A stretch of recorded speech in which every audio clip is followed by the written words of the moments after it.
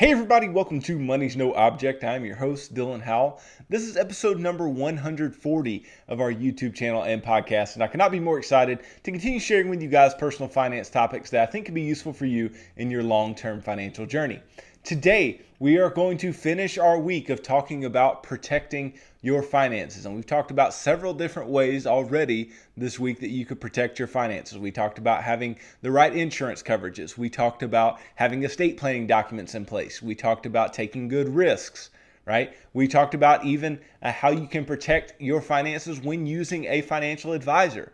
Or if you choose not to use a financial advisor. But today we are going to go one more step in how we can protect our finances. And it is probably the simplest of the ways that we've talked about this week, but the most profound and the most useful. And that is living below your means. And so stick around for the conversation of how we can live below our means and why it is the absolute best way that we can protect our finances over the long term. Before we get started though, if you could go down below, hit the big red subscribe button, like this video, leave me any feedback in the comments down below and I would be sure to get back to anything you leave there. If you're listening on Apple or Spotify podcasts, then be sure to subscribe and leave me a review on either one of those platforms. Follow me on social media at MNO with Dylan, and that's good supplemental materials to all the things I'm putting out in these long form YouTube and podcast episodes every single day. And then if you need somebody to help you to create a plan that is specific to your life and your family, and to create that plan and help you to stay accountable to that plan over the long term, I can help you do that. Just go to my website, www.MNOwithDylan.com. Click on the Work with Dylan tab and you can choose the financial coaching session type that would work best for you, and we can begin pushing towards your long-term financial goals together. Now, living below your means. This is likely something you've heard before. Doesn't sound like anything new or weird that you are going to learn on this episode, but let me tell you that living below your means is the absolute best way to protect your money, to protect your finances over the long term. And living below your means is very, very simple. It means whatever money that you make, whatever income that you bring in, bi-weekly or monthly or every week or whatever it is, whatever income you bring in, then your lifestyle, the money that you spend, should be less than the amount of money that you brought home.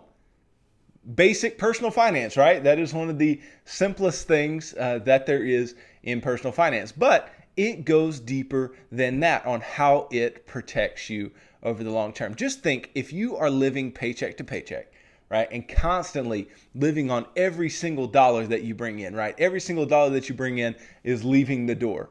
Then you have no margin, right? You have no ability when things go bad to do something with cash, right? You would be falling into debt or falling behind on other bills that you have to pay. And that's not what we want. We want you to be able to do everything with some level of comfortability. We want you to be able to grow your financial life over the long term with some level of comfortability. And so what I'm going to talk about today, I'm going to specifically tie this into the financial action plan and how, if you use the financial action plan, right, how it is going to help you to live below your means and how it is going to help you to protect your finances via the way that you can live below your means over the long term. And so let's just dive right in to the first part of the financial action plan, which is making a monthly, at least monthly, budget for yourself and your household.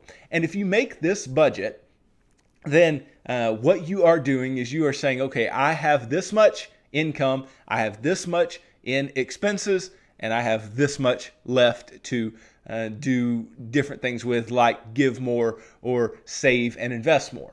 Now, this is the foundation of living below your means, because part of living below your means is, first of all, knowing how much money you're bringing in and how much money you are spending every single month. And if you don't know how much money you're bringing in or how much money you are spending every single month, then you don't know whether you're going to be able to live below your means or not. You don't know whether you're going to have any extra money left over or not. And that's vital. It is vital to understand where your money is coming from, how much money is expected to come in, and where we are going to allocate that money to over time in order to be able to live below our means. Not to mention, it is going to allow you to allocate money into places that is extremely important for your financial balance. Because if you are not living below your means, there is no way that you can maintain some level of financial balance. Because people always talk about living below your means when it comes to saving money and when it comes to investing money for the future. But you can also think about living below your means in terms of the ability to give and giving money and being generous. And if you are living below your means, then you can do that even more, and you can make an impact in the lives of others with your money. And on the budget, creating that monthly plan for your spending, that is where you will line item all of those things, right? Your giving, and then all of your expenses, and then your saving and investing, and then any other type of giving above and beyond your typical systematic giving that you would do.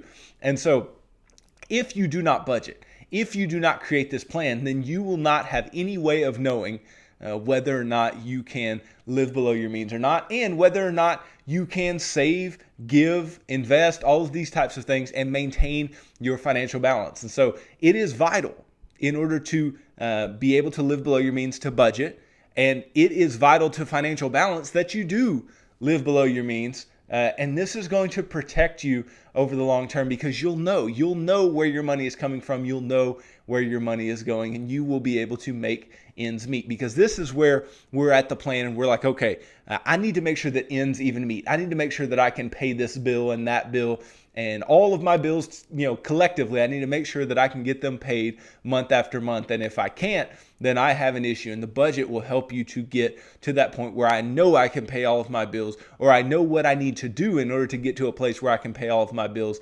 And then you can walk into the next parts of the financial action plan with a lot of courage, with a lot of bravery, because these next few steps are some of the most difficult that you will ever come across. But just sitting down and doing the budget is going to help you to protect your finances, and it is going to help you to create long-term financial freedom and protect your finances from the harm of ignorance, from not knowing what is going on in your financial life. So then the second part of the financial action plan is saving a month's worth of expenses into a beginner emergency fund. And this is also, it is directly tied to living below your means. Because how am I going to save any money? How am I going to be able to save up a month's worth of expenses? Well, I can only save money if I'm not spending everything that I have. Right? If I'm spending everything that I have and I'm not living below my means, then I cannot save anything for later on. I cannot put an emergency fund in place. And we've talked about time and time again, I know this is the beginner emergency fund, but we've talked about how emergency funds protect us. Having an emergency fund in place protects you. Having an emergency fund allows you to go out into the world and live your life normally and not have to, dodge every single little tiny risk that could occur that could potentially cost you money. You can go out into the world with a little more confidence if you have a little buffer at home in the way of the emergency fund. And the emergency fund is absolutely not possible if we do not choose to live below our means by some amount. Now, the amount in which you live below your means can determine how quickly you get through this step of the financial action plan, because the more that you don't live on, the more that you do not spend, the quicker that you can save up that 1 month of expenses and move into the next part of the financial action plan. But this is vital, because emergency funds absolutely protect our finances, and we need to be able to have that built up by living below our means. And then the third part of the financial action plan is that if you have an employer-sponsored retirement account, then you should take advantage of the match. Only if you have an employer-sponsored retirement account that has a match should you be taking advantage of this at this point in the financial action plan. Now, what does this have to do with living below your means? Well, you can't invest anything if you spend everything that you have, right? If you spend everything that you have, there is no money left to invest. There is no money to be putting into this employer-sponsored retirement account to get the match that you are trying to receive in this particular step. So if you don't live below your means, then you cannot do this.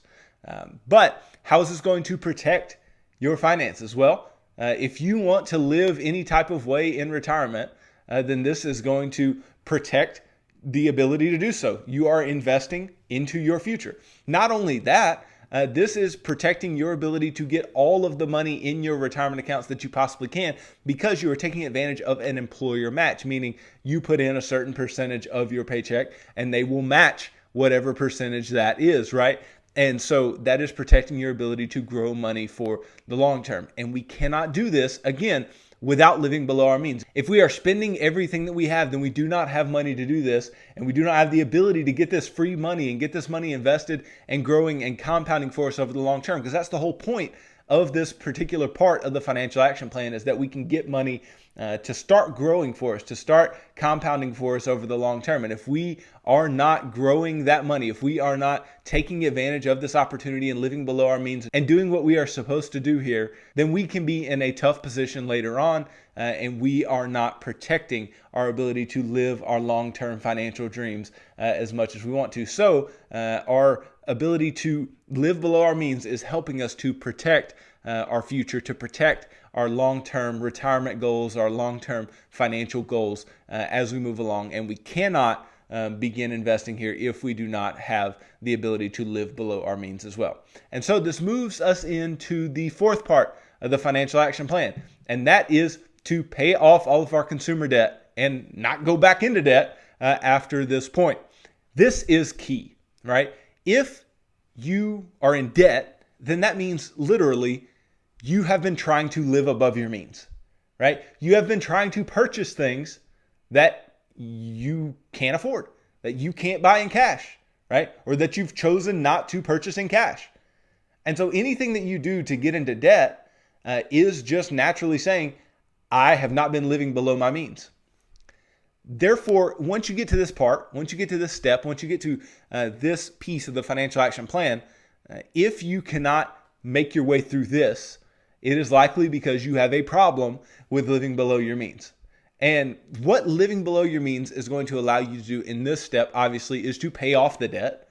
Because if you don't live below your means, then you aren't going to have any money to put on these debts over time. You aren't going to have any money to pay all of these debts off if you do not live on less than you make. And not only that, to not go back into debt, that is going to be directly living below your means. Because if we are choosing to go into debt, then that means we have chosen to live above our means. That means we have chosen to spend money that we don't have in order to buy things that we want or buy things to impress other people or whatever it may be. But this step just ties right in to living below our means, because if we don't, then we will always be in debt. We will always be enslaved to the bondage of debt. And if we don't, after we get out of debt, then we will find ourselves right back in debt again, which is not where we want to be financially. It's not where we want to find ourselves over the long term. We want to be out of debt. We want to have our cash flow freed up. And that is how we are going to protect our finances over the long term in this particular way, right? If you're living below your means to get out of debt, then you are protecting your finances over the long term. Why? Because if you don't have debt, you have money, right? If you don't have debt, you have cash flow coming into your home, right? If you don't have debt, then you can do other things like give, save, invest even more for your future. And that is protecting your long-term financial dreams. That is protecting your finances over the long term. And if you don't live below your means, then you cannot do that. You can't get out of debt. You can't stay out of debt. You can't put yourself in the strongest financial position possible. Being out of debt is the strongest financial position possible because I get to bring home all of the income that I have and I get to keep it and I get to do what I want with it. But in doing what I want with it, I still need to be living below my means. I still need to be doing something, right, to where I am not spending everything that I have because that is going to impact us directly in the next few parts of the financial action plan and impact our ability to build wealth over the long term. So then the fifth part of the financial action plan is to save up 4 to 6 months of expenses in an emergency fund, to build up that emergency fund that we started with 1 month of expenses and to build it all the way up to 4 to 6 months. Again, this requires us to not spend everything that we have because we have to save, right? We have to save up money into this emergency fund in order to be there if something were to occur, if we were to have an emergency situation in our lives. And so we have to live below our means to build this up. Just because you get out of debt, just because you start the process of pushing towards long-term financial freedom, just because you begin the financial action plan and get through some of the hardest steps, because once you get out of debt, that's probably the hardest thing you've ever had to do financially. But once you do it, once you get past that, then you can't just stop living below your means, because you'll find yourself back in debt, or you will find yourself in a position where you don't have any excess cash reserves or any savings or investments for the long term, because you have to have these excess cash reserves. You have to have this emergency fund sitting around, because even if, let's say, you are, hey, I don't need to build up this emergency fund. I don't need to live below my means now. I can just go out and live life because I'm out of debt. And so you go out and you'll spend everything that you make. Well, if you spend everything that you make and you don't live below your means in this particular place, then what will end up happening is an emergency will strike, right? Let's say you get into a car wreck, or let's say that you have a medical issue, or let's say that something happens outside of your control that is going to be costly financially. And then you're sitting there, you're out of debt, but guess what? You can't pay for it because you don't have any money. So where is that going to force you? Back into debt, back into financial bondage, back into a weaker financial position, right? But just living below your means and building up this emergency fund can allow you to protect yourself, right? Can protect you from tragedy. We've talked about this, that the emergency fund is like insurance. It's not an investment. It is insurance, right? It is insurance against tragedy that occurs in our lives. And we want to make sure that we can insure against as much tragedy as possible. And 4 to 6 months of expenses is going to really help you to do that. But to get to those amounts, you really have to live below your means for a while in order to get to that position where you have that money built up, and then you can move yourself into the sixth part of the financial action plan and start working there. And that sixth part is to invest at least 15% for your future, at least 15% of your income for your future. Now, this can be in your 401ks, your 403bs, your IRAs, your brokerage accounts, your 529s for your kids, your just anywhere that we have talked about investing our money, your HSAs, things like that. This is what we are doing in this step. But you literally cannot do this step if you spend everything that you have. You can't invest, and you especially can't invest 15% of your income if you don't have 15% of your income to invest. Right? If you don't have that much money to invest, if you don't have that much money left over, if you go and spend everything that you have, then you literally cannot do this. You cannot invest. You cannot build long-term wealth because you did not live below your means. And doing this particular step, living below your means, investing this money for the future, is protecting you, because it is protecting your ability when you are older to retire, and it's protecting your dreams, right? And something that I hate to even talk about, but it is a reality, is that most of us get to a point where we cannot work anymore, right? You will get old enough eventually, or frail enough or sick enough or whatever occurs later in life to where you cannot work anymore, possibly, right? And if you get to that point, then how are you going to live? How are you going to be able to sustain yourself? How are you going to have any income? Well, that would be dependent on how you invested for your future. And you could only invest for your future if you were to live below your means. And so if in this particular step, you get here and you're like, I don't want to live below my means, then you can't do it, then you can't protect your future. This is not just protecting our finances today, it is protecting our finances into the future. So living below our means is not only protecting us today, it's not only protecting us tomorrow, it is protecting us many, many years into the future, because by living below our means, we can choose to do things like invest our money and be better off in our later years. Then the seventh part of the financial action plan is done simultaneously with the sixth. While you are investing, any extra money that you have should be going towards paying your house off early. So just think about this. If you are putting 15% into your retirement accounts, or you're investing 15% for your future, and at the same time you're trying to pay your house off early, then we're talking about a substantial portion of your income going to these things. Now, obviously, at this point in the plan, you don't have any consumer debt that you're constantly having to service, but you do have your normal bills. and you are, spending money on things that you probably couldn't spend money on before if you want to, right? You have a little more freedom at this point. But 15% of your income plus adding money onto the mortgage is going to be a high portion of your income. And the only way that you're going to have this money in order to do this is by living below your means. In the same way that I talked about investing, and you have to live below your means in order to have money to do that, you have to live below your means in order to pay off your home.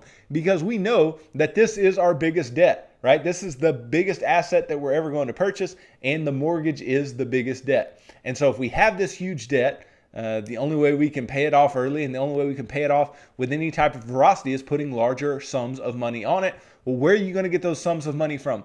You're going to get them from not spending everything you make in your income, right? Now, how does this protect you over the long term? Well, by living below your means and paying your house off early, then you are protecting your income over the long term. Because again, this is our largest expense, our largest debt, our largest asset as well once we get it paid off.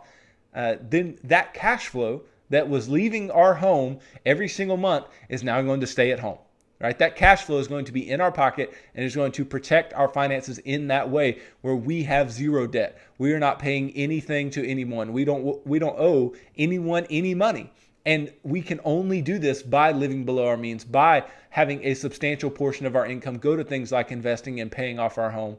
And then we have these assets now that can protect us over the long term. And that is exactly what we want. And that is 100% dependent on our ability to live below our means. And then the eighth part of the financial action plan is to max out all of your investing options, right? All of your 401ks, 403bs, IRAs, 457 plans, HSAs, all of these different types of things that you have available to you. Max those things out if at all possible, because you don't have any debt now and you have all this cash flow. Then max those things out. Well, the only way that we're going to be able to max those out, again, is by living below our means. Because if we spend everything that we have, then there's no way that you can max everything out. But you notice I make the plan to where it's actually pretty easy to do this because I am just reallocating your cash flow over time, if you'll notice that. What I'm doing is I'm saying, okay, you pay off your debt, right? Well, now I don't have this debt. Well, I can take that debt and I can move it into building up an emergency fund. Oh, I don't have debt and I have an emergency fund. Now I can move that income into, saving for my future, investing for my future. And I don't have those things. I can also move a little bit into that, paying off my house early. And then once I pay off my house, then I can move all of that into maxing everything out if at all possible. And this all comes from living below your means. You don't have to live more and more below your means as time goes on. If anything, you can spend more money as time goes on. But you have to continue to live below your means as time goes on to meet different goals and to protect your finances over the long term. Because as we are maxing things out, this can really give our retirement and our investment accounts a real big push forward to allow us to meet our long-term financial goals and to really live the life we've always wanted to live in an amazing way because we're putting all of this money on to those investments. And all of this brings me to the ninth and final part of the financial action plan, which is to give extremely generously. And we cannot give generously. We cannot give with an open hand if we are consuming everything, right? And this is more than just about money. It's more than just about a decision. It's about a heart and a mindset, right? And this mindset where, my money is not my own and I am a manager of this money for God, and I am going to be generous with what I have. I'm going to be open-handed with what I have. I don't need everything that I am given, so I can give open-handedly, right? And the only way that we can do this is by living below our means, right? If we're spending everything and being consumer-driven and we're just consuming everything that we have at this point, then we cannot give extremely generously. But the good news is, like I've said, to this point, every single part of the financial action plan has been predicated on you having to live below your means. So hopefully it's not difficult to do so at this point. It just may be difficult to give it. It may be difficult to do things in extreme amounts for other people and not just for yourself. And that may have to be something that you wrestle with and work with over time. But in order to give, right? We have to live below our means. We have to not consume everything that we have. We have to not just invest everything that we have. We have to have that extra cash flow in order to give money to others, in order to be generous, in order to make a difference in the lives of others. And we should have been giving through this entire financial action plan, but you get to this last part, and that's where you really ramp it up, and you can do extreme, big, awesome giving that you have never been able to do before, which is really going to require you to say, hey, I don't need some of this that I've built up. I don't need some of this that I am bringing in every month or every, couple weeks or whatever it may be. And I can, take some of this and allocate it in a big way towards some type of big cause that I believe in and something that I think I can make a difference in. And so this whole plan, the financial action plan, right, from top to bottom, is 100% predicated on your ability to live below your means, and it will protect you over the long term. Even giving can protect your finances over the long term because it protects you and your mindset from becoming consumerist and from becoming someone who is just going to save everything that they have, right? It's going to help to protect your financial balance over time. And that's what we want. We want your money to be protected. And the way that you can protect it best is by living on less than you make. This is not a new concept. This is not something that you've never heard of before. It's not something that your grandma didn't teach you, right? This is something that we've all heard. We've all heard people preach, and it is harder than it looks, right? It is harder than it sounds. This is a simplistic concept that if you do it, you can really get a long way financially. But if you don't do it, you can really end up in a deep, deep hole financially because you don't have anything left over. You don't have anything in order to do the things that you want to do in the future or do the things that you want to do today without going into debt or without digging a deeper financial hole for yourself.